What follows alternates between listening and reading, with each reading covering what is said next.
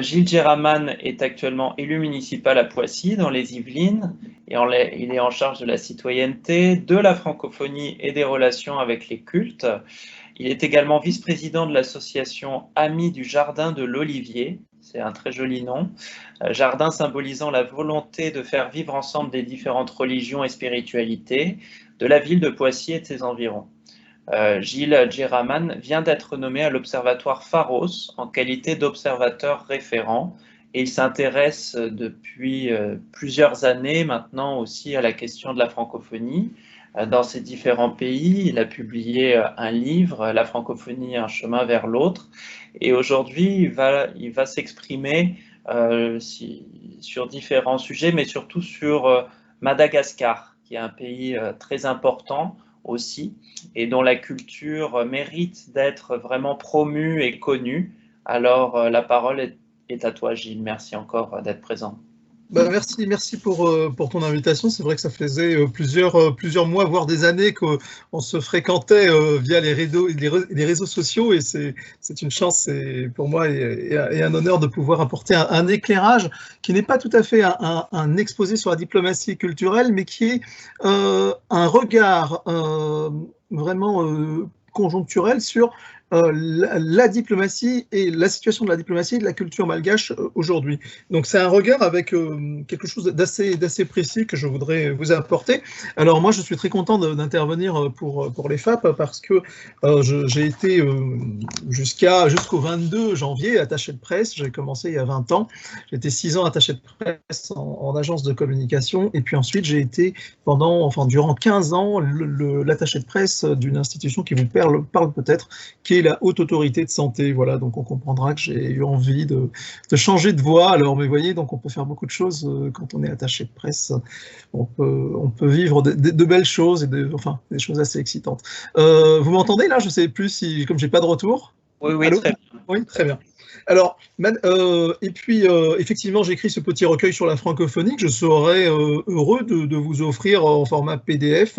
Le but de mes recueils, c'est souvent des recueils de tribunes, de textes, et l'objet est de faire connaître une problématique et puis surtout de pouvoir réaliser un geste humanitaire. Et pour la petite histoire, je soutiens le Père Pedro à Madagascar, qui est un humanitaire d'origine qui vient d'Argentine et qui a sorti de la rue des milliers de personnes. Donc c'est un peu le Mère Teresa des temps modernes, donc ce prêtre qui va de bidonville en bidonville, qui construit des maisons et qui sort les gens de la rue. Voilà, donc je vous offrirai ce petit PDF si vous voulez, le PDF de ce petit ouvrage, et si vous voulez le consulter, c'est toujours une ouverture vers l'autre. Pour en revenir à notre sujet sur Madagascar, Madagascar, ça a toujours été un pays où il y avait, vous savez, Madagascar, avant que la France y arrive, on va dire dans les années, la fin du 19e siècle, c'est une monarchie relativement unifiée, mais qui est composée d'un royaume central et puis une multitude de royaumes, hein, c'est très très grand, hein, c'est la France plus le Benelux, et nous avons plusieurs peuples extrêmement différents, mais le royaume est unifié. C'est toujours un bouillonnement de culture, hein, cette île, c'est de la musique, c'est des instruments différents, c'est des arts, on va de la sculpture, de la marqueterie, c'est tout un ensemble de coutumes qui sont parfois partagées par tout le monde, et puis parfois il y a des spécificités. Donc c'est vraiment on pourrait parler de sous-continent malgache, hein, voilà. Donc depuis, alors bon, c'est un pays qui a vécu depuis 1960, qui est devenu indépendant après le départ de la France, et qui a eu on va dire une vie politique et administrative mouvementée, puisqu'il y a eu une succession de régimes, avec, on peut parler d'un régime assez dur, voire dictatorial, qui a duré une vingtaine d'années. et on a eu un retour à une démocratie plus ou moins apaisée, on va dire, cette dernière décennie, plus ou moins apaisée. Voilà. Donc, il y a 2 ans, un nouveau régime a remporté les élections. C'était le président Rajoel, Ange Rajoel, c'est un président relativement jeune qui a été au pouvoir il y a quelques années, mais qui n'était pas arrivé par les urnes, et qui a instauré, en 2019, janvier 2019, le nouveau gouvernement a été installé. Et là, on a eu Ange Rajoelina qui a donné une feuille de route à son ministre de la Culture, qui était assez, on va dire, assez clair. Jusque-là, Madagascar, il y avait la culture, mais tout le monde se débrouillait un peu de différents, comme il pouvait. Il n'y avait pas vraiment de structuration. Même sur l'époque pseudo-communiste, il n'y avait pas vraiment de structuration. Il y avait des attachés culturels dans les quelques ambassades que Madagascar avait à l'étranger, mais c'était pas forcément le cas de toutes les ambassades. C'est un domaine que j'ai bien connu parce que mon beau-père était premier conseiller à Bonn pendant presque 10 ans, et Bonn, c'était la capitale de l'Allemagne fédérale à l'époque, et il y avait là un attaché culturel, mais c'était pas toujours la tradition. Donc aujourd'hui, dans toutes les ambassades, il y a un attaché culturel. Et puis, il y a eu un vrai programme au ministère de la Culture avec un vrai travail. Je ne veux pas porter l'opprobre sur les personnes qui ont précédé le ministre et la ministre et l'équipe actuelle, mais toujours est-il qu'il y a eu des choses qui ont été lancées depuis 2 ans, des choses très sérieuses, puisqu'on a pris la culture comme si c'était vraiment une façon de faire changer les mentalités et de faire changer le pays. À titre d'exemple, on est passé d'un budget de 0,90%, ça c'est les chiffres officiels du budget national consacré à la culture, et aujourd'hui on est à 2,4%. Voilà, donc c'est quand même quelque chose qui est... Il y a eu un tournant. Il faut dire que le président actuel est quelqu'un qui a été dans le journalisme, qui a été, alors on l'appelle le DJ président, parce qu'il a été DJ également. Donc voilà, il est assez porté sur toutes les nouvelles cultures et toutes les anciennes cultures. Et donc, il y a la mise en place, par exemple, de tout ce qui est statut, un peu comme ici en France, des intermittents du spectacle. Alors, on essaye de mettre en place tout ce qui est assurance santé, assurance vieillesse, de former les jeunes artistes. Donc, il y a vraiment quelque chose qui est en train de se passer.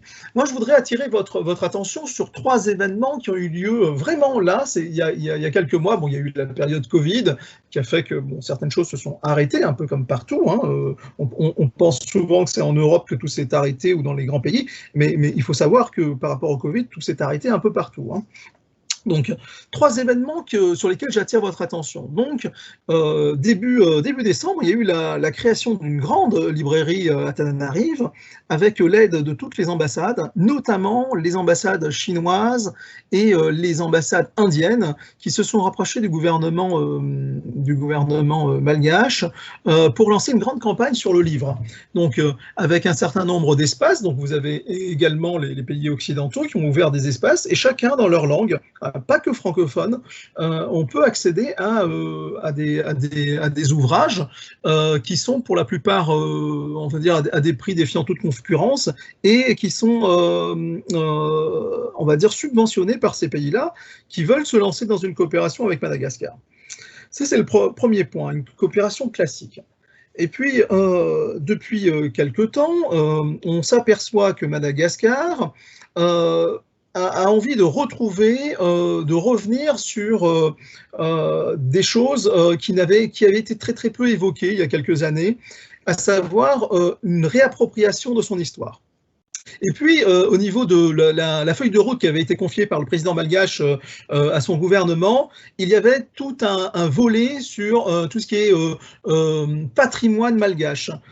Puisque je vous disais qu'il y avait une royauté avant l'arrivée des Français, il y a eu un désir de se réapproprier leur propre histoire par les Malgaches. Donc, ils n'ont pas été colonisés très, très longtemps, ils ont été colonisés une 60aine d'années, mais ils avaient envie de se réapproprier un certain nombre de choses. Et dans la feuille de route, le président a demandé à qu'on puisse essayer de récupérer un certain nombre d'objets qui se trouve à l'étranger. Je m'explique, la reine malgache a dû en 1897 prendre le chemin de l'exil lors de l'arrivée des Français, et donc un certain nombre d'éléments personnels ou du trésor de la couronne malgache ont été dispersés à travers le monde, en général dans l'espace francophone. Et voir, on va y venir, mais aussi à Londres. Alors depuis maintenant depuis 1 an, Madagascar essaye de récupérer via son réseau d'ambassades, via la société civile, c'est-à-dire les Malgaches qui ont des relations à l'étranger, mais aussi via la diaspora, un certain nombre d'objets. Alors, dernièrement, on a eu la couronne de dés. La couronne de dés, ce n'est pas une couronne qu'on met sur la tête, mais c'est une couronne qui se met au-dessus d'un petit édifice qui abritait la reine malgache lorsqu'elle parlait à la population au siècle précédent. Et donc, il y a eu des dialogues entre la diplomatie française et la diplomatie malgache, puisque cette couronne, non pas par la colonisation, mais par un effet, on va dire, annexe, s'était retrouvé au musée de l'armée, dans les réserves du musée de l'armée en France. Donc finalement, il y a eu un accord qui a été signé. Alors vous savez que le président Macron a entrepris, lui, une diplomatie culturelle, hein, on peut le dire, c'est-à-dire de rendre, de prêter un certain nombre d'objets culturels qui se trouvent dans nos musées. Ça a été fait avec le Bénin. Je ne sais pas si un certain nombre d'entre vous ont suivi cette opération, mais il y a des opérations en cours sur ce point-là. Et donc il y a eu un accord d'un prêt qui a permis donc à Madagascar de récupérer pour 5 ans aujourd'hui, mais certainement que lorsque le Parlement français aura mis un peu d'ordre dans ses textes, Madagascar pourra récupérer cette couronne sur du plus long terme.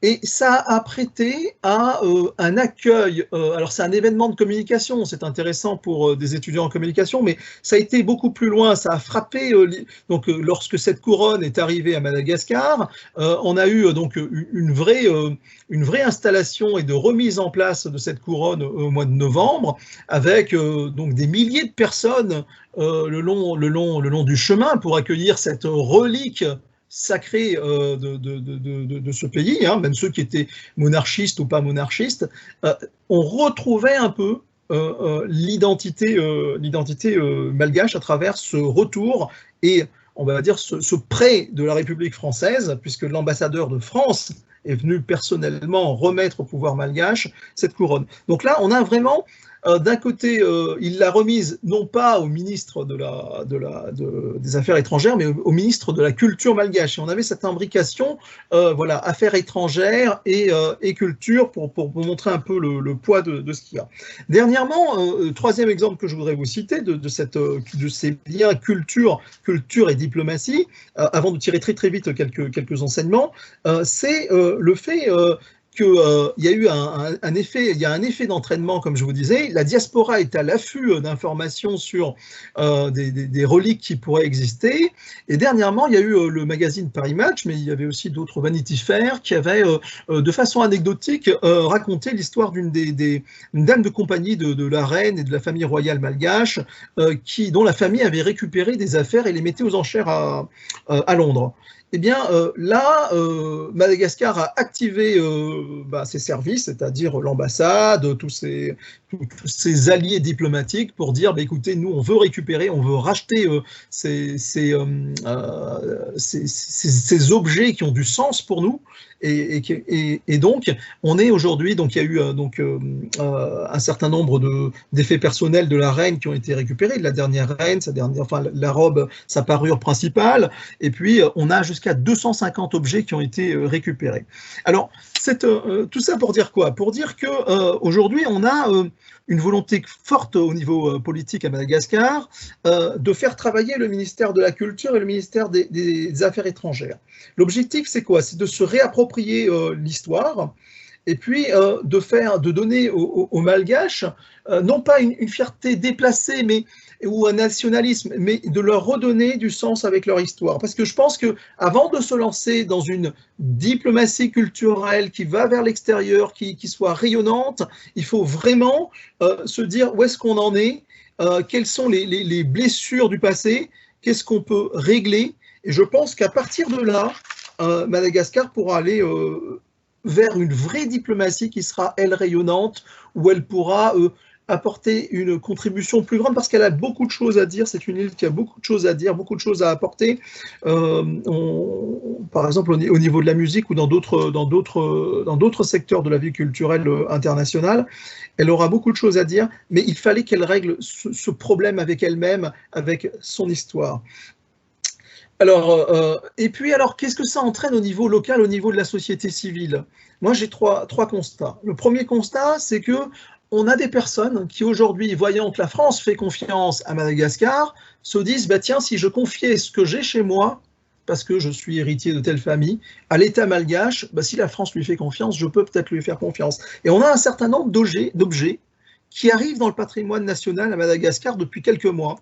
Par des familles qui les avaient conservés, alors de façon plus ou moins légale, hein, mais bon, ça c'est l'histoire qui le dira.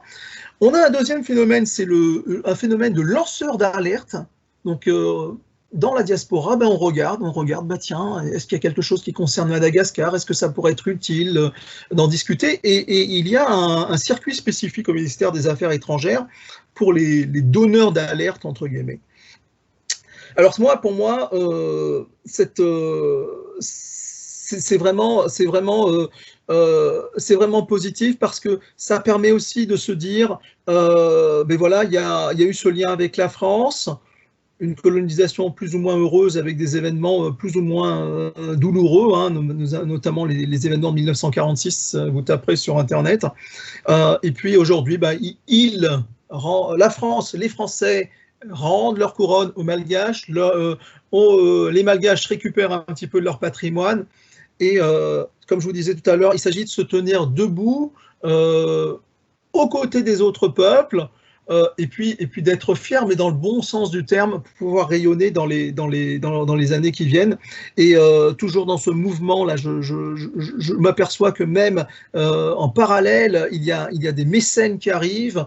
Ça peut être des mécènes complètement privés ou des grandes organisations comme Orange, et tout ça contribue à un apaisement, parce que je suis étonné de l'apaisement que ça peut apporter, ce genre de transfert quand ils sont faits avec intelligence. Alors, les Malgaches, quand ils ont reçu le prêt de la France, il faut savoir que tout est codifié, hein, c'est-à-dire qu'il faut une vitre de telle taille, de tel blindage, etc.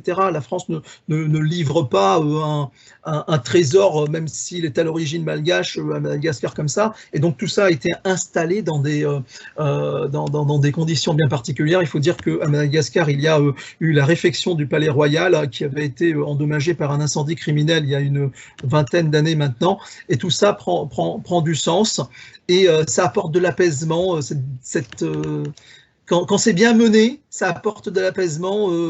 Voilà, on a l'impression de retrouver ses origines et ses racines. Voilà, c'était mon propos. Merci infiniment. C'était très intéressant parce que tu as bien décrit le mouvement global positif de valorisation culturelle à Madagascar, avec notamment ce budget en forte hausse qui est assez significatif pour être mentionné et souligné.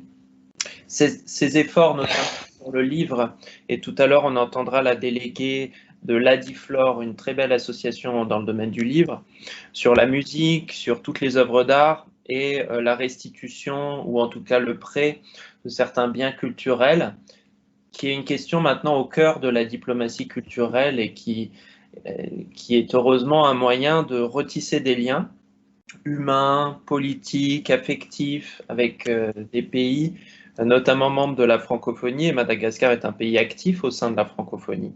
Donc merci beaucoup Gilles. Je rappelle donc le titre de ton ouvrage, La francophonie, un chemin vers l'autre,